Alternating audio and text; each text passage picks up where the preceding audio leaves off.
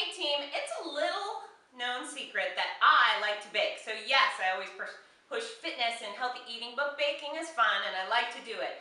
But my rule is that I always have to make things with lower calories and less fat than the normal stuff. And I always want to make sure it's delicious too. So if you make chocolate chip cookies with applesauce, that's great. That's a gold standard because applesauce is ideal.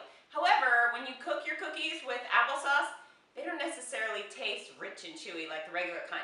So here are my alternatives. Instead of using eggs, I cut a lot of calories and fat by using an egg substitute. So if it's 1 egg, I use a 1/4 cup of this.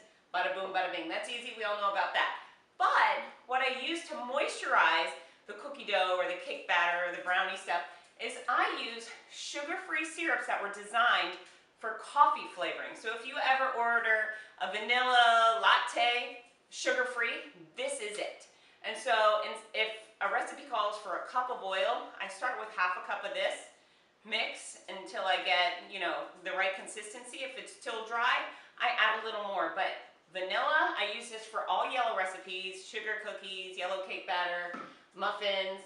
They have hazelnut, Kahlua, sometimes I add this to brownies or chocolate cake. And then in a dire emergency, and again, this stuff was just designed to moisturize your recipe like oil and butter. This is just your substitute and it moisturizes equally well, and you can ensure that your cookies will taste rich and chewy like regular cookies do.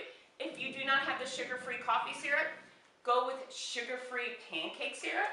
And if you're making something brown like chocolate cupcakes, brownies, or cake, go with sugar-free chocolate syrup. So those are my pointers. We're going to cut lots of calories and fat out of your recipes while still preserving the flavor. I'm Fitz, and now it's your turn to get to work.